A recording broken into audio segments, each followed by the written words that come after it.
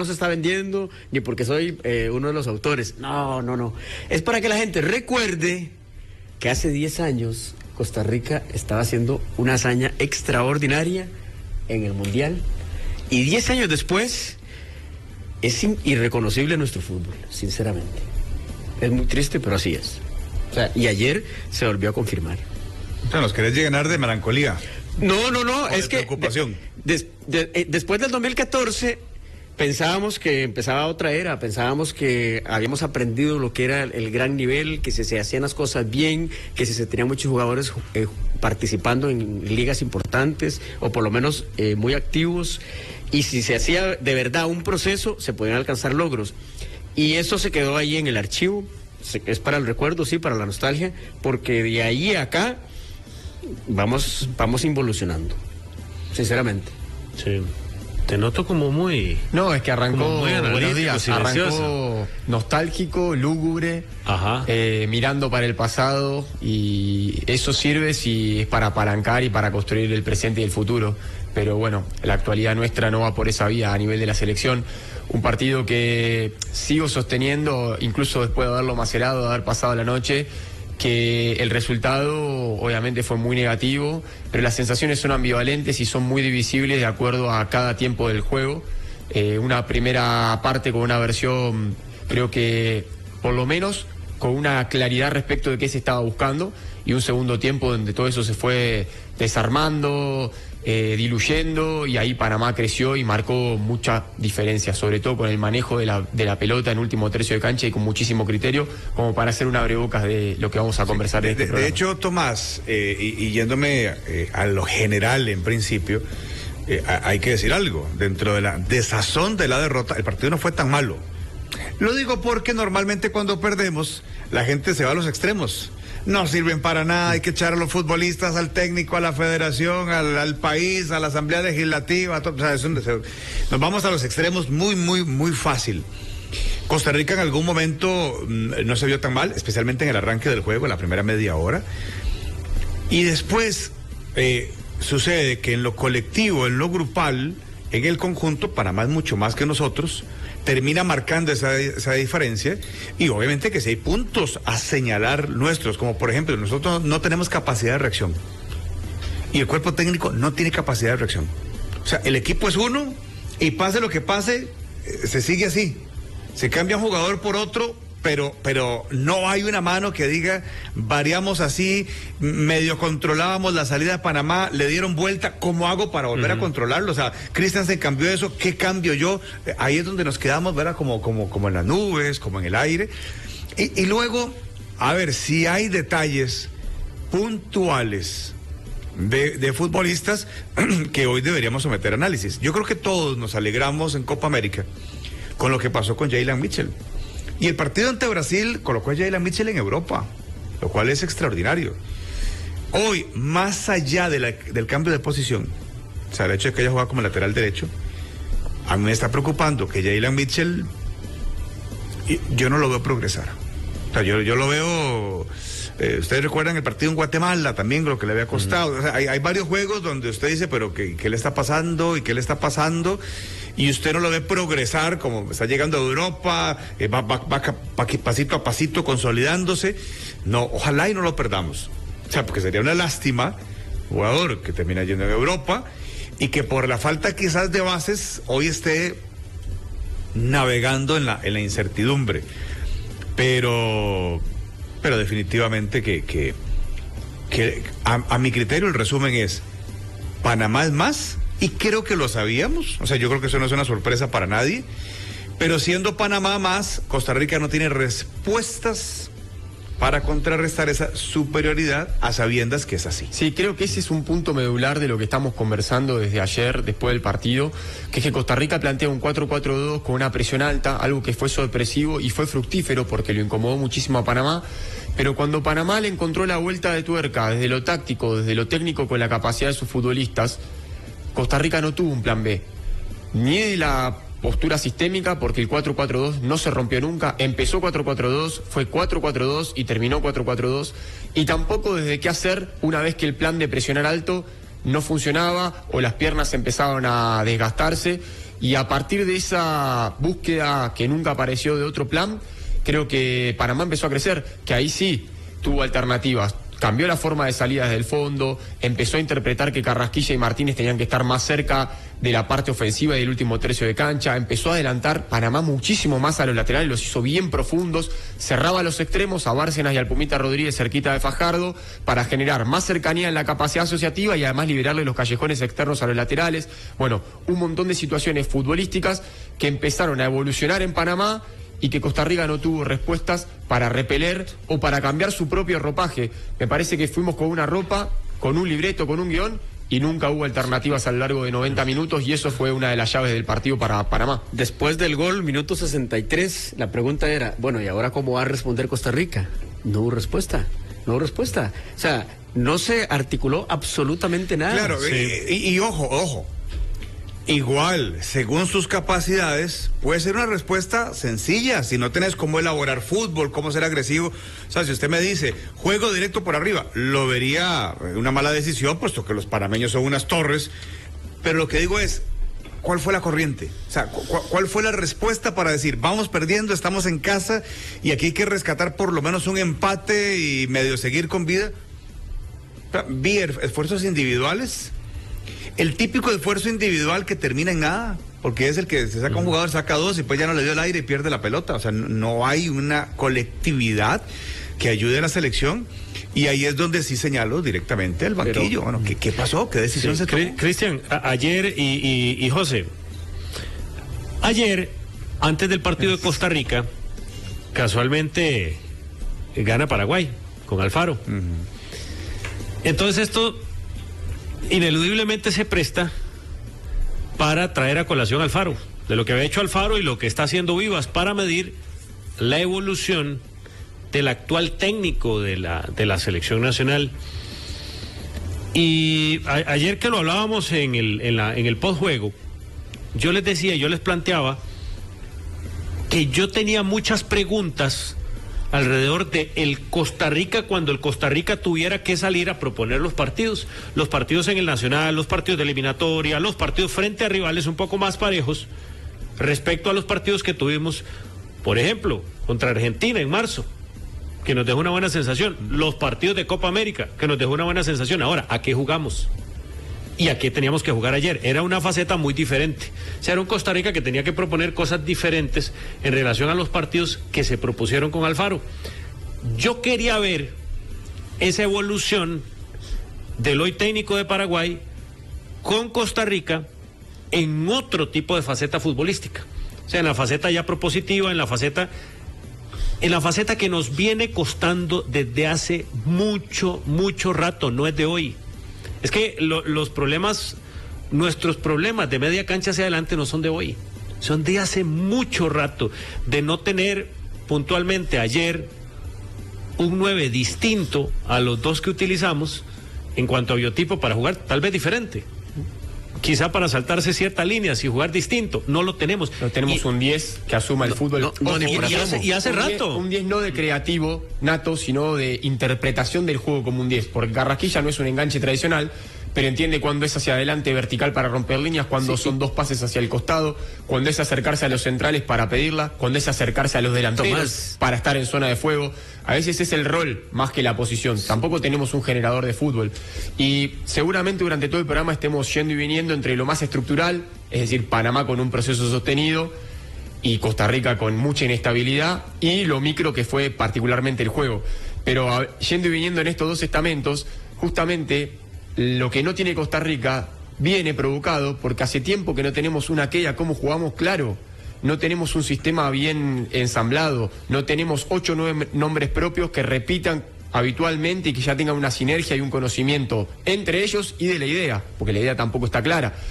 Caso contrario, lo de Panamá. Panamá tiene hace mucho tiempo la convocatoria constante, los titulares constantes, la forma de juego constante. Viene jugando 3-4-3 hace ya casi 2 años. Viene con los movimientos de los laterales desdoblando a los extremos hace casi 2 años. Viene jugando con los 3 centrales anchos para darle salida y con un lateral que también se puede sumar para hacer 4 en el fondo hace casi 2 años. Esta idea, digo, no el ciclo Christensen, sino esta idea futbolística. Todo eso te genera un montón de certezas para abordar los partidos que hoy Costa Rica no las tiene. Costa Rica se abrazó, me parece, Vivas, al 4-4-2, al replegar y salir de contra que hizo contra Guatemala, trató de emularlo contra Panamá con el ajuste de una presión más alta. Nada más para tapar la salida de Panamá. Pero después, a la hora de atacar, la vocación era la misma: lanzar rápido y ver si con el vértigo y la velocidad se podía dañar al rival. Entonces creo que fue una muestra muy corta, son 2 partidos de por lo menos esta idea incipiente. Pero si me retrotraigo a Surinam, era 5-1-4. Y si me retrotraigo más atrás contra Guatemala de visitante, también fue línea de 5. Entonces hay como todavía incertidumbre respecto de cuál es la propuesta. No sabe qué o no sabe cómo, pero más allá de eso, Tomás, porque usted menciona, bueno, la cantidad de trabajo acumulado de Panamá. Que no solo es trabajo acumulado, es buen trabajo. Usted puede acumular mal trabajo, ¿verdad? No es cantidad solamente. Exactamente. Pero ojo al detalle. Hace año y medio Vivas estaba como técnico interino de la selección. Era el encargado de Costa Rica. ¿Se acuerdan aquella gira a Europa? Después viene Alfaro y el que está siempre a la par es Vivas. Nosotros vamos al repechaje, vamos a la Copa América y ¿quién está a la par del Alfaro? Vivas. Después se va Alfaro y queda Vivas. Lo que quiero decir es, Vivas no tiene 2 o 3 meses de trabajo con la selección nacional. O sea, lo que creo es que no ha logrado enlazar estos 13, 14, 15 meses a una idea. O sea, o empezó de cero, por ahí o se resquebrajó algo, porque incluso creo que nosotros estábamos esperanzados en una continuidad de lo que habíamos visto en Copa América.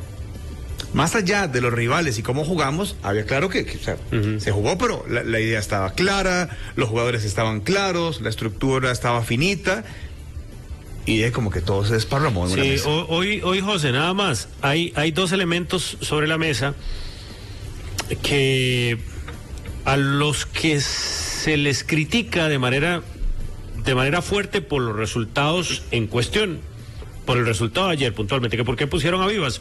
Aquí hablamos hace algún tiempo que lo de Vivas termina obedeciendo a una circunstancia y a una coyuntura que, si bien es cierto, yo no justifico, la entiendo en el momento, que era que no había staff de absolutamente nada en la Federación de Fútbol y fue el que tuvieron que agarrar y ¡pum!, lo pusieron. Y él se prestó para que lo pusieran.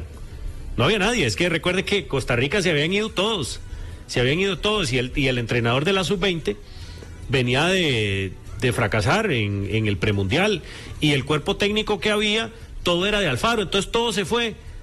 No teníamos puntualmente lo que tenemos hoy. Hoy tenés a un Pablo César.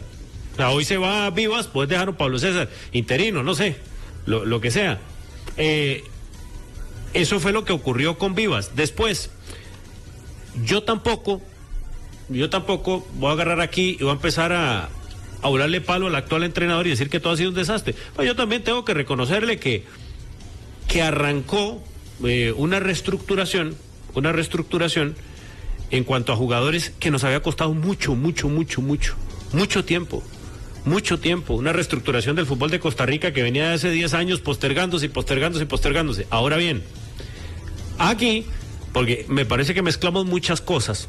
Por ejemplo, ayer el mismo técnico mezcla el Mundial de Qatar, que a mi gusto no tenía ninguna relación en la ecuación, es analizar estos 4 meses de trabajo de Claudio Vivas para simple y sencillamente sopesarlo, porque creo que hay mucho ruido alrededor de una serie de cosas que son de la circunferencia. Ya que si tuvieron que nombrarlo, que si no tuvieron que nombrarlo, que si es bueno, que si es malo. Más a la cancha, digamos. Sí, pero... A mí me gustaría que se pondere y que se valore, ¿qué pasó de la Copa América para acá? ¿Cómo dirigió el entrenador de la Copa América para acá? De que supuestamente es la decisión que está sopesando. Sí, ¿lo dejan o no lo dejan en el cargo? Para a partir de ahí tomar la reestructuración y nombrar al gerente deportivo y todo lo que viene en la Lo que pasa que en algún momento Maroto dijo que los resultados, al menos en la cuenta, le estaban dando a favor. Y después podemos entrar en las formas, que me parece que todavía no hay una hoja de ruta clara. Podemos entrar en ver si el equipo jugó fluido, ¿no? Porque hay partidos donde sacó puntos sin necesariamente jugar de buena manera o sin necesariamente estar cerca de su mejor versión. Y creo que tal vez podemos meter como una excepción el partido de Guatemala, y si hacemos el recorrido de estos 6 partidos 5 partidos que tuvo Vivas hasta acá han sido con muchos rendimientos fluctuantes, más espasmos y momentos buenos, y la mayoría de momentos no tan buenos. Pero no hay pocos momentos buenos, realmente. Sí, no hay constancia ni en los rendimientos, ni tampoco hay una idea clara, ni a qué se quiere jugar, ni tampoco hay una idea clara desde la parte administrativa, de por qué. Si le preguntamos a Maroto, por ejemplo, al comité ejecutivo, ¿por qué ustedes quieren dejar a Vivas? A ver qué nos responden. No, pero ahí José lo que estaba diciendo era el tema estrictamente del equipo. Si después de la era Alfaro evolucionó, se estancó, involucionó, si hubo más por eso, pero ellos quieren dejar a Vivas. O sea, ellos, digamos, ¿Vos sabés que yo lo estoy dudando, José? No, yo creo que ahora sí. Ahora ya no, pero digamos, al principio... De hecho, tengo entendido que ya la decisión es fuera, ¿verdad? Sí, pero al principio ellos querían que fuera Vivas. Claro, y si gana el lunes 2-0... ¿Pero con base en qué? No, te pregunto. Bueno, por eso. No creo. No, pero suponiendo que se da. No creo que no, porque yo creo que ya hay mucho expediente, lo que pasó en Surinam, después arreglarse con Guatemala, pero quedó una herida, algo que usted dijo, pero ¿qué pasó aquí? Si se diera algo el lunes, ustedes saben que la comunicación a veces, la comunicación a veces no tiene que ser explícita para empezar uno a darse cuenta de ciertas situaciones. ¿Ustedes se acuerdan después del partido contra Guatemala el mes anterior, cuando a don Osael Maroto le preguntan por Guimaraes? Ajá. Claro. Se dejó querer, ¿no? Claro. O sea, yo creo que no hay un convencimiento, como tal vez lo había en el arranque, de que Claudio Vivas sea el técnico. Hay una posibilidad. Ya cambió. Pero me parece que no hay un convencimiento de muchos miembros del Ejecutivo. Y eso es muy claro, o sea, en el discurso es muy claro. Bueno, sí. uno que fue muy explícito, que fue Leonardo Vargas, pero ustedes escuchan las declaraciones de don Osael. Las declaraciones de don Osael incluso abiertamente ha dicho y ha hablado de búsqueda de entrenadores en su momento, incluso se permitió hablar de Guimaraes, cosa que a mí me deja señales claras. Sí, pero yo creo que en el fondo no hay claridad, digamos, desde el comité ejecutivo, o sea, si lo quieren y si no lo quieren, al principio que sí lo querían, que luego lo condicionan, y también el mensaje, yo sé que ya hemos hablado de esto, pero es que conviene reiterarlo porque es un contexto importante. Cuando se va Alfaro y no tienen otra alternativa que poner a Vivas, o lo ponen permanente para darle otras condiciones y no dejarlo interino, porque ya eso hace que la persona, en este caso el técnico, entre mal. De verdad, entra perdiendo. Pero usted sabe que porque entra condicionado. Que es un mal del fútbol tico. El famoso, el gerente deportivo, por mientras a dirigir, y mientras pasa algo o así, y cuando termine la campaña, tomamos otra decisión. Es un mal del fútbol tico en general. Bueno, y en la acera de enfrente han hecho todo lo contrario. Sí, ayer nos contaba Roberto Datito Rivera cómo fue que traen a Christiansen. Y a partir de ahí, ellos han estructurado un trabajo, incluso con la sangría de que no fueron al Mundial, ¿verdad? O sea, era el momento como para decir, no funcionó. Bueno, lo sostienen y hoy están viendo los resultados, no solo colectivamente, sino individualmente. Los jugadores de Panamá están en otro nivel en relación con los nuestros. Y en relación también con nuestra selección, y yo no veo ninguna evolución después de estos 4 meses que asumió Vivas. No hay ninguna evolución. ¿A dónde está? Digamos, por ejemplo, siempre hemos tenido casi serios problemas en medio campo y los seguimos teniendo ahí con algunos momentitos buenos de que de pronto se ve que hay un medio campo fluido. Pero ayer, por ejemplo, Jefferson Brenes y Brandon Aguilera parecía que tenían una directriz de que de cierta parte del campo no podían pasar, ¿verdad? Y uno dice, bueno, pero es que esto es fútbol, tienen que apoyar también cuando tienen que llegar como de segunda línea. Tomás decía ahora lo del 10. Bueno, ¿cuánto hace que uno no ve un buen pase filtrado en la selección nacional que uno diga, este jugador hace diferencia, este jugador está interpretando para armar todo lo que está, digamos, por las bandas? No estamos haciendo eso. Entonces, a veces nos cuentan mucho discurso y uno escucha las conferencias y uno dice, bueno, es que lo que está diciendo el entrenador en relación con lo que pasó en el partido a lo mejor no tiene mucha equidad y no hay mucha conexión con eso. Entonces, bueno, hay mucho discurso alrededor, pero la realidad sigue siendo aplastante. Avanzamos muy poco. Es un desafío ver cómo recoger lo que fue la solidez defensiva de la era Alfaro para poder evolucionar en la parte ofensiva sin perder esa solvencia en parte baja. Yo creo que un poco Vivas intentó buscar esa cuestión pero tal vez no era el momento o se necesitaba todavía aceitar y afianzar mucho más la parte defensiva. De hecho, contra Surinam, un poco, si recordamos, fue Brenes y Campbell el doble contención y después todos de ataque. O sea, fue una línea de 5, Brenes y después frente ofensivo absoluto, tratando de tener un poco más de agresividad y de ser preponderante. Lo hizo contra Guatemala, porque puso prácticamente 4 delanteros, independientemente de los roles que ocuparon. Ayer lo mismo, incluso con una Aguilera, que tal vez es un creativo devenido en un mixto. Pero bueno, la parte de trabajo, la parte de confianza, la parte de un entorno habilitante propicio para salir a buscar más lejos los partidos, tal vez no está del todo establecida y necesitamos todavía mantenerse un poco más defensivos, sobre todo contra determinados rivales que tal vez sí te invitan a hacer otra cosa. Tal vez con Guatemala ese plan de juego funcionó, replegar un poquito, ceder pelota y atacar rápido de contra porque el rival lo permitía, porque sus características y su forma de juego lo habilitaban, pero contra Panamá tal vez tenías que buscar otra alternativa y nuevamente retrotraerte un bloque defensivo más compacto. Son hipotéticos y conversando un poco de táctica, lo que sí está claro es que Costa Rica no tiene una identidad y una forma de juego. Hay veces que hay muchos equipos que, incluso siendo hiperdefensivos, sabes a lo que juegan. Yo pensé que la habíamos encontrado en la Copa América. Claro, pero por eso te digo después. Pero luego será el cambio. Me parece que Vivas quiere dar un paso al frente, de ser un poco más ofensivo y agresivo, y no termina funcionando, no termina terminando de concretarse y queda como una cuestión intermedia. Sí, vieras que en esto del relevo generacional de Costa Rica, hay cosas en las que yo creo que hay que ser muy finitos, porque muchas veces abrazamos el relevo generacional que tanto habíamos añorado, pero queremos meter a esos jugadores con los que asumimos el relevo generacional en una cajita de cristal sin revisar rendimientos. Y hay jugadores que de la Copa América para acá el rendimiento no es el mismo, o de marzo para acá el rendimiento no es el mismo y han cambiado. Y eso a la selección le permea, notoriamente le permea. A ver, aquí hay mucha gente que se ha enojado con lo de Diego Campos, esencialmente los liguistas de la convocatoria de Diego Campos. Y a mí me parece que el cuerpo técnico de la selección, si bien es cierto, tiene que privilegiar una base, tratar de privilegiar una base de equipo, tampoco puedes cerrarte tanto. Tampoco puedes cerrarte tanto. Pero sentí que hubiese hecho la diferencia, Diego Campos. No, pero lo pongo de ejemplo, lo pongo de ejemplo, Tomás. Es que para mí equivocamos, Montes, ¿sabes lo que pasa? Que muchas veces vamos al nombre propio a buscar un futbolista que esté en un buen momento, que puede darte una solución, pero vos tenés que tener una idea en la cual insertar esas características. Si no, seguimos naufragando en el manoteo de nombres propios acorde al momento y empezamos en este debate. Bueno, hay que buscar la vieja guardia de nuevo. Te lo doy al revés.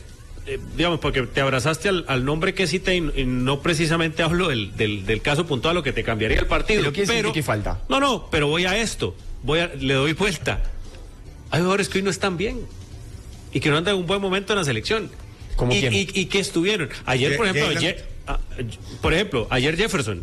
¿Pero no los convocás? Ok, no convocás. El caso de Brenes es paradigmático. No convocás a Jefferson. Es que lamentablemente no jugó bien. Pero bueno, ¿y a quién ponés? ¿Tenemos un abanico de alternativas amplias? Es que por eso, ahí es donde... Pero, por ejemplo, Monte, con lo de Jaylan, yo creo que sí podía existir una decisión previa. Incluso hasta por el tema de que llegó hasta martes y demás.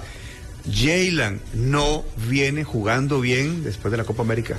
Pero sí, pero eso sí. Ayer evidente. El partido contra Guadalupe en el Estadio Nacional, el partido en Guatemala. Jaylan viene fallando hace rato, que aquí, por eso decía, ojalá y no lo perdamos. Pero ese paso a Europa y el no jugar, yo no sé si le está afectando, pero ha sido un punto bajo en la selección nacional. Sí, ayer casualmente lo de Mitchell es donde uno percibe, que se acuerdan que ayer yo les decía, hay cosas que son muy difíciles de sopesar uno, de justificarlas, pero es donde uno nota, caramba, ayer la Mitchell hay que hablarle también, en cierto sentido es donde se ocupa mucho el liderazgo del entrenador. ¿Ustedes se acuerdan de Alfaro como hablaba de Jaylan Mitchell en su momento? Jaylan toma decisiones, ayer tomó la decisión, del jugador de primera división de Costa Rica. Ayer no fue el jugador del Feyenoord. Ayer Jaylan Mitchell estuvo a punto de que lo expulsaran, por eso lo sacaron. Aparte de que fue un jugador muy permeable, como lateral derecho, fue un futbolista que se expuso a dejar a Costa Rica los jugadores. Se notaba incómodo ahí. En cosas básicas, por ejemplo, una marca que terminó en falta, en una jugada que era intrascendente y usted dice, pero bueno, ¿en qué está pensando el jugador? Sí. Le cedió al rival un tiro libre frente a un costado del área en una jugada que no lo merecía para nada. Ahí te das cuenta cuando hay un jugador que no está además, ni siquiera interpretando su función. Es como que podemos usar la posición tal vez no habitual de él como un justificador, que en algunos momentos sí, pero en otras jugadas que son de decisión individual no tiene nada que ver la posición, como esto que señalás vos, Cris, que me parece muy atinado. Ayer él como que todo el tiempo parecía querer medir la fuerza o jugar a ver hasta dónde puede imponer sus condiciones de potencia, del manejo de brazos, cuando en el extremo, cuando vos estás 1 contra 1, tenés que usar todas tus cualidades pero con una sabiduría distinta. Y me parece que incluso eso de ir intempestivamente lo termina condicionando. Después sí, ahí voy a volver, acá estoy hablando de Yelland en particular y voy a volver un paso más atrás en la decisión de Vivas. A mí me sorprendió que lo ponga como el lateral derecho, una posición que no juega habitualmente. Él ha sido stopper derecho en línea de 5, que no es lo mismo jugar de lateral, primero. Segundo, al haber llegado tarde, solo tuvo un entrenamiento. Yo no sé hasta qué punto lo pudieron mecanizar, trabajar, sincronizar o incluso conversar con Cascante, con el volante externo de ese lado, como para decir, bueno, nos vamos a mover así, asá. Y lo decía ayer a la noche y lo repito, no entendí el hecho de hacer 2 cambios, porque si vos tenés de tu línea de 4 que habían dado bien con Guatemala a 3 futbolistas que pueden jugar, mantenelos y buscás solo un lateral derecho para hacer un solo cambio. Ayer movés a Mitchell a la banda, es un cambio, y metés a Cascante de titular, son 2 cambios. Entonces me pareció innecesario como modificar algo o arreglar algo que no estaba roto. No, y ahí tenía Faderrón, que ha jugado mucho más tiempo por lateral derecho. ¿Saben qué es lo que yo le noto más a Mitchell? Viendo ayer el partido, hay una necesidad de satisfacer a la gente con soy ese jugador aguerrido, soy ese jugador agresivo. Sí, pero eso tiene que irlo cambiando. De someterse al aplauso. Ahora, te expone a situaciones innecesarias como la de ayer. Pero vos sabés qué bueno ese apunte que haces, Monte, porque no es lo mismo hacer esa lucha de poder y de roce siendo central contra Fajardo que tratar de hacerlo contra laterales o extremos veloces, pícaros. Son registros de juego diferentes, son duelos distintos. Y ahí es donde sí puede impactar la cuestión de la posición.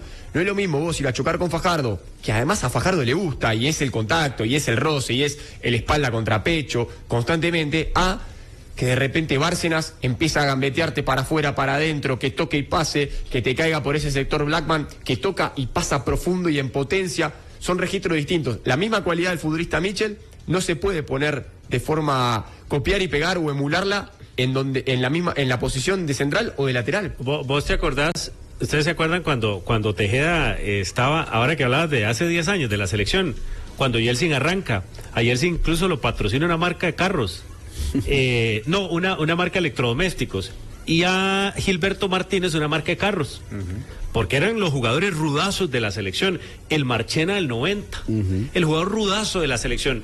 A mí me parece que Yelland, claro, tiene todas las condiciones para hacerlo después de lo que pasó contra Brasil en la Copa América, pero a veces tiene que tener mucho cuidado, porque a veces se puede exceder. Ayer no salió expulsado porque creo que el árbitro en una jugada y por el costado, o sea que usted decía que regaló esa falta, perfectamente lo puede haber expulsado, ¿verdad? Pero ya ahí, o sea, ahí también tiene su gran responsabilidad el técnico, de verdad. O sea, usted no tiene que ser un experto en fútbol para que cuando ve la alineación diga, aquí hay algo que no calza bien, de verdad. Son 4 centrales, claro, usted me dice, bueno, Calvo ha jugado ya por la izquierda, pero Yelia Michinuca ha jugado casi por ahí, y 4 centrales ahí ubicados en la saga, a ver cómo nos va. O sea, yo creo que ya a partir de ahí usted luego tiene que ir haciendo ajustes más importantes en el desarrollo del juego, y es cuando usted le va cediendo a un equipo totalmente hecho. O sea, usted ve Bárcenas, la forma en que se mueve Bárcenas, o sea, una fluidez, hasta una que da envidia, sí, o sea. Y sumale a Carrasquilla y sumale a Martínez, muchos jugadores con soltura, es que desde la convicción, desde el conocimiento entre ellos y de la idea, desde la preponderancia que tienen ya sabida. Ellos entran a la cancha considerando que pueden imponer condiciones, incluso en el Estadio Nacional de La Sabana, que no se van a milanar, que no se van a achicar. Les puede salir mejor o peor, como les salía incómodo los primeros 30 minutos, pero igual siguieron insistiendo. No empezaron a lanzar largo, a dividir, a luchar. Pero anoche lo comentábamos, Tomás, está sistematizado. O sea, ya cuando un equipo se conoce, ya cuando hay una idea clara, que es el problema de hoy tengo esta idea, mañana la cambio aquí, pasado mañana le modificamos esto. Y entonces difícilmente encontrás, memorizás el ejercicio, el pase de pelota, el compañero que tenés, la pequeña sociedad, y que es lo que Panamá se ve, lo hace ya con soltura, con naturalidad. Qué bueno eso, Cristian, porque muchas veces se piensa la automatización como la mecanización, que hay movimientos mecanizados en el fútbol. Panamá los tiene, se cierra el extremo, aparece el lateral por el carril de afuera, está eso. Pero a veces es una automatización desde el conocimiento. Ayer vos veías a Carrasquilla, miraba para un lado, pum, la metía para el otro vertical y ya sabía que tenía un receptor. De repente Martínez levantaba la cabeza y solamente con un golpe de vista, rápido en la ejecución, pum, la tiraba a los laterales. Entonces a veces no es solamente la cuestión mecánica casi que rígida, sino justamente todo soltura devenidos de conocerse. Y gracias a que se conocen tanto, hay muchas jugadas donde juegan de primera, es decir, claro.